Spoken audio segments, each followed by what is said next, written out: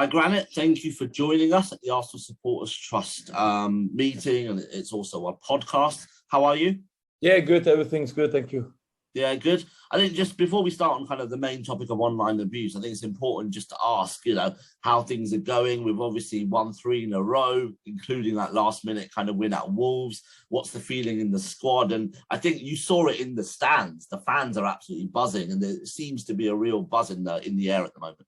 I think if you win and you win games in a row, of course, everything looks good and everyone is happy. But still, I think and I believe we can still do better, improve in little details to be in the end of the season where we want to be. About the atmosphere against Wolverhampton at home. After 6 years I'm now here, against Spurs is always amazing. But I think against Wolverhampton, after 70 minutes, was top 3 since I'm here. The atmosphere was fucking unbelievable.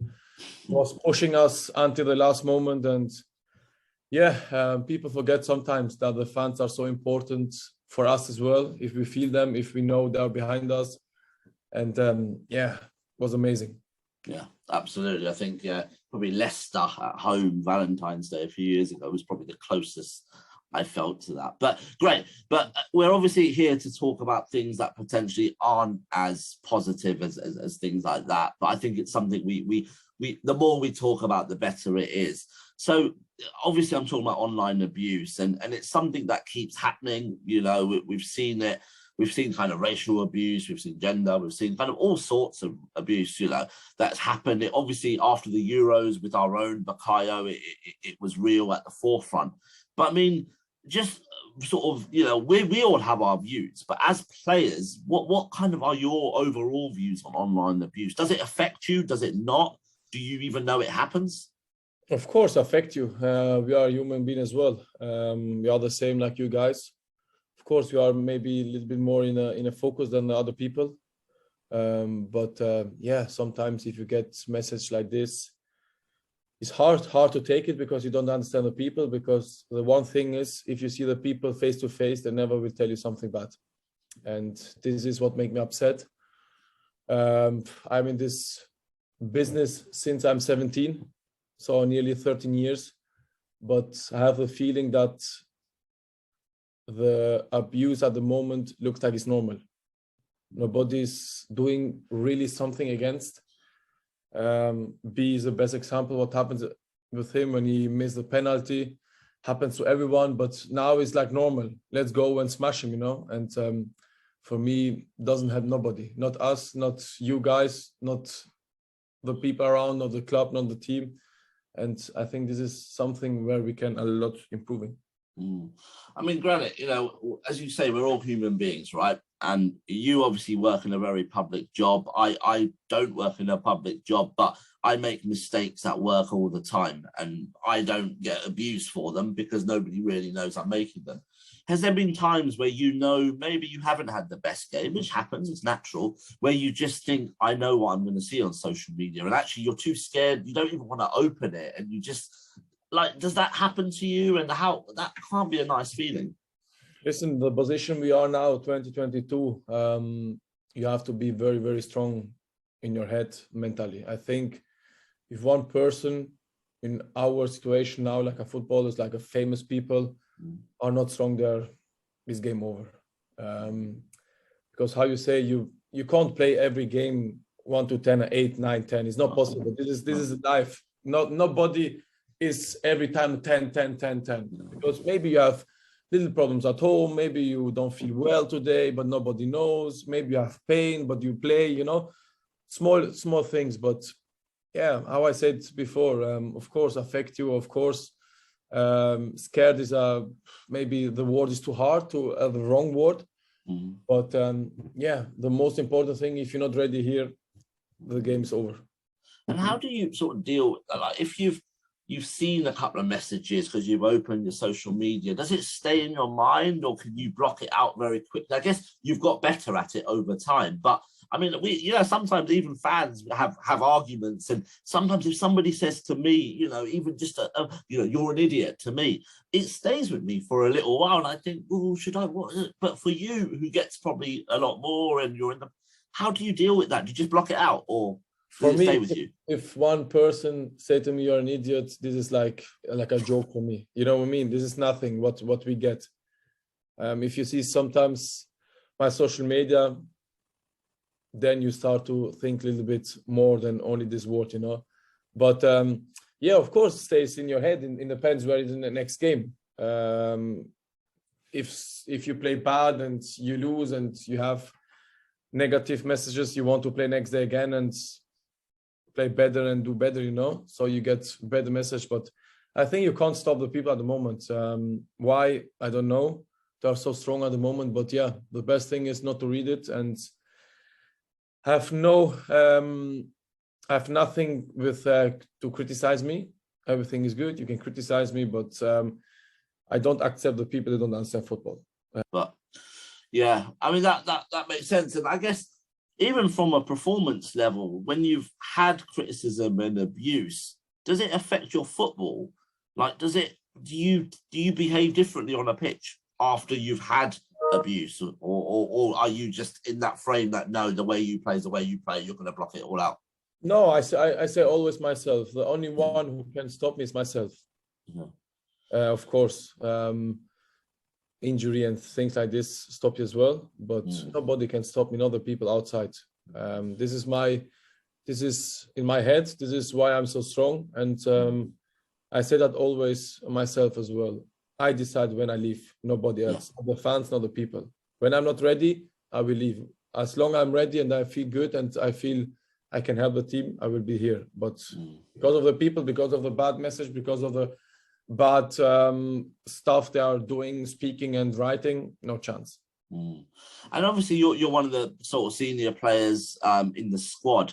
Do you feel you have a role for some of the younger players? Because obviously some of them are coming through, and I know Bakayo got some sort of abuse and stuff, but there'll be other players who will have bad games and get abused, because that's unfortunately the way the world is. Your role is massive there, isn't it? To help those young players through those times. Yeah, I mean, I can be a good example for them, of course, because everyone knows what happens with me and the fans 2 years ago. And I don't believe so many players that will be back in the same position how I am now. This is my opinion. So that's why I want to be an example for them in every situation, not only on the pitch, because on the pitch they know what they have to do, they have the qualities, but the most important is outside the pitch, how you behave, how ready you have to be. Doesn't matter what happens, how the people speaks about you, bad, good. You have always to be ready, and it's a new day. So forget what happened yesterday. Try to do it today better, and yeah, don't listen too much outside what the people, the opinions of the people are telling about us or about you. And I've noticed that you do post on Instagram sort of lovely pictures of your daughter and stuff like that. I've had a son 4 months ago, so I think it was about the same time. So I kind of understand, the kind of the proudness and the pride of your own children.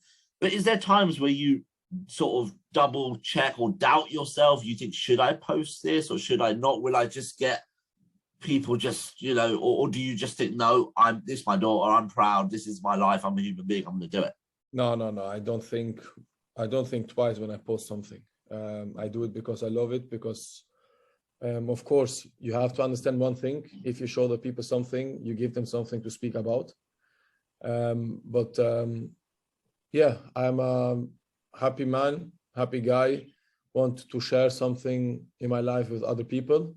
Some people take it good, some people take it bad, but for me it's not a problem.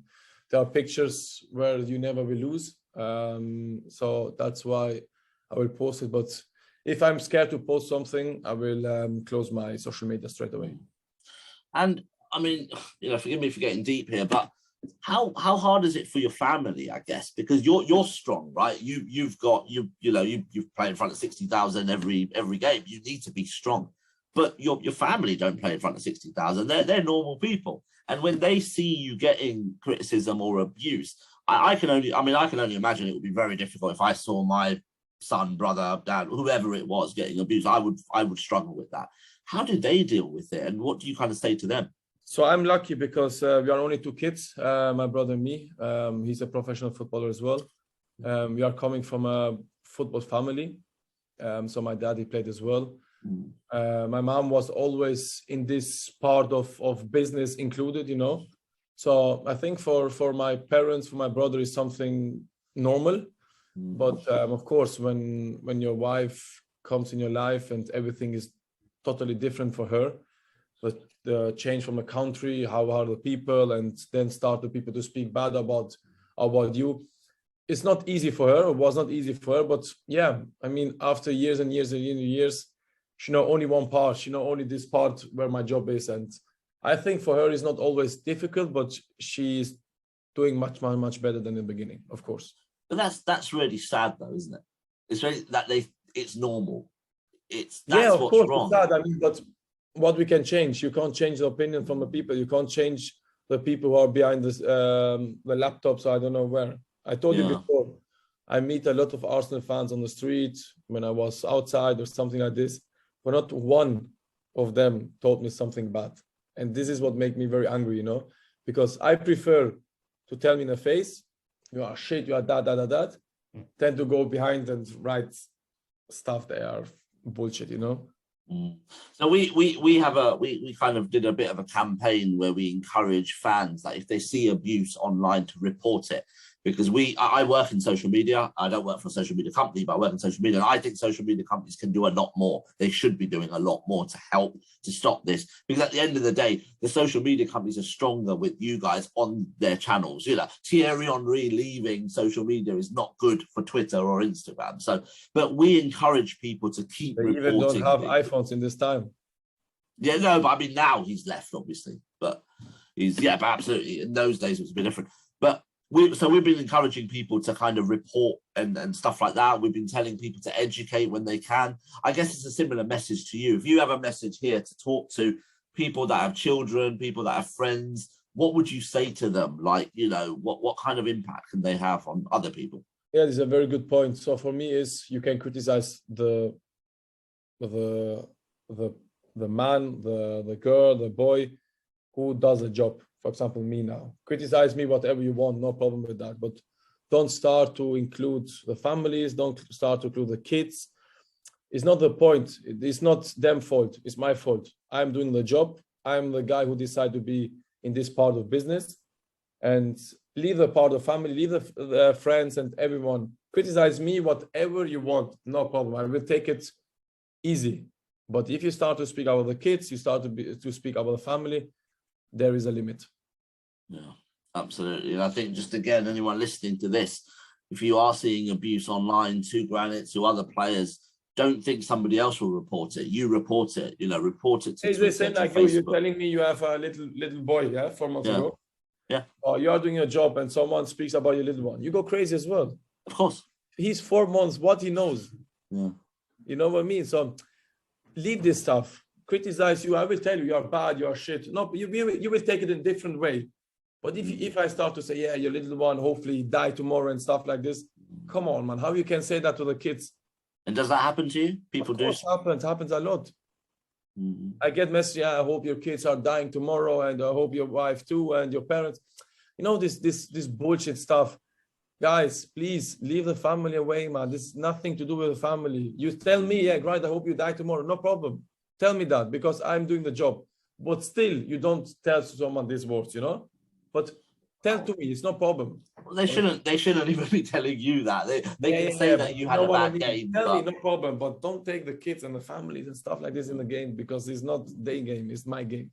Well, when we show this live in our event, we've actually got a few examples of things people have sent to you. So our members and fans watching this will actually be able to see a few examples. So Granit, I know you have to go.